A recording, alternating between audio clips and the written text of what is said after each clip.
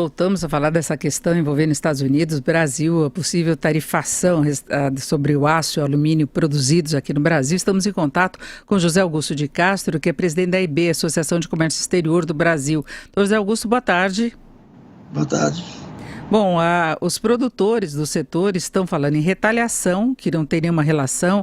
A alegação de Donald Trump é que o Brasil e também a Argentina estariam induzindo essa mudança cambial, o dólar mais alto que nós temos acompanhado aí nas últimas semanas. Eu queria saber como é que o senhor estima as consequências se isso acontecer de fato.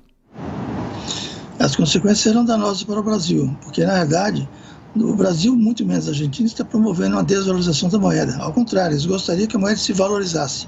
O que está acontecendo hoje, quando ocorrem esses picos de desvalorização, é mais em função de fatores externos, especialmente criados pelo próprio Trump. Então, ele próprio é que cria esses fatores que fazem com que a moeda se desvalorize. Mas o Brasil não tem nada a ganhar, pelo contrário, tem a perder.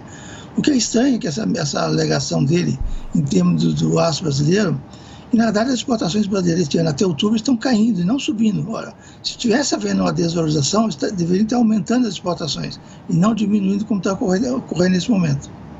Mas isso em relação ao agronegócio também, porque ele, apesar de estar querendo taxar o aço e o alumínio, ele está reclamando de perdas para o agronegócio lá nos Estados Unidos.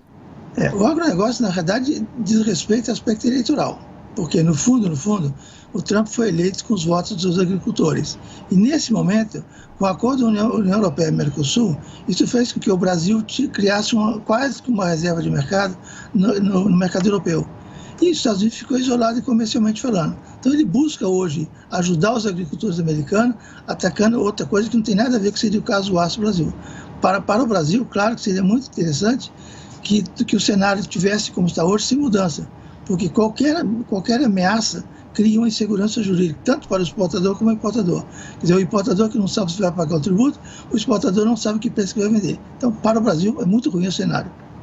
Agora, curiosamente, as ações das empresas do setor na Bolsa de Valores estão em alta, né? O dólar até cedendo um pouco, mas houve a atuação de novo do Banco Central, como já vem ocorrendo aí nos últimos pregões. Agora, as empresas sairiam prejudicadas também. O mercado americano é importante nessa questão da taxação? É importante, tanto é que o sistema manufaturado de ferro e aço é o segundo item de aporte mais importante para os Estados Unidos. Nós exportamos até outubro 2 bilhões e 200 milhões de dólares, ou seja, tem um peso considerável.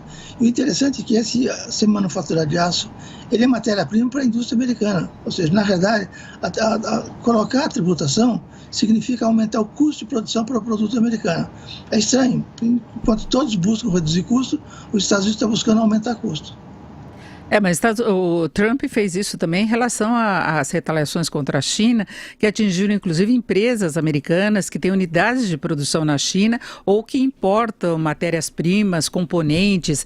Ele tem esse voluntarismo na questão comercial, talvez focando em determinados segmentos do eleitorado, mas o fato é que a própria guerra comercial também penaliza vários segmentos da atividade econômica lá nos Estados Unidos. Com certeza. Eu acho que, inclusive, se o Trump fizer uma avaliação da guerra comercial, ele vai verificar que está mais perdendo do que teoricamente ganhando. Por exemplo, hoje, quando ele quer obrigar a China a importar entre 30 e 50 bilhões de dólares em produtos do agronegócio, ele está indiretamente reconhecendo que o Brasil é um país muito competitivo, que tem prioridade nas exportações mundiais e que os Estados Unidos precisam de um apoio extra, seja através de uma camisa de força sobre a China, seja a criação de tarifas, para que ele possa comprar o produto americano. No fundo, tudo isso por trás de Argentina e Brasil tem acordo do Mercosul com a União Europeia, em que os Estados Unidos, como eu disse, está ficando isolado comercialmente e ele busca uma saída, não diplomática, mas uma saída pela força. E a produção brasileira teria alguma alternativa? O senhor falou da questão do Mercosul com a União Europeia, mas é um acordo de longo prazo que ainda tem que ser sancionado, não apenas pelos governos, mas pelos parlamentos também nos vários países. Não é para agora.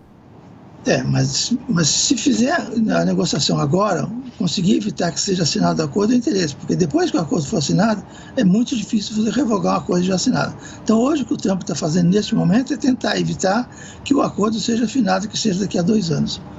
Perfeito. E o senhor vê condição ainda, para nós fecharmos aí, de alguma renegociação Brasil e Estados Unidos que possa levar à suspensão dessa ideia de Trump? Olha, como o Trump não tem uma linha de direção certa, ele sempre oscila para lá e para cá, nada impede que ele adote medida hoje, amanhã ele revoga a própria medida, daqui a um mês volta, quer dizer, infelizmente ele não tem a linha. O que, com essa situação, ele está apenas criando uma insegurança jurídica e comercial, tanto para os importadores americanos como os exportadores brasileiros. Todos eles gostariam de ter um norte, uma definição. Veja que surgiu no final de semana, num momento que não tem nada, inclusive sob a alegação que essa sobretaxa vai ajudar o agricultor americano. Quer dizer, aço com produto agrícola não tem nada a ver com o outro. Ouvimos José Augusto de Castro, que é presidente da AEB, Associação de Comércio Exterior do Brasil. Doutor José Augusto, muito obrigado. Uma boa tarde. Sempre às ordens, boa tarde.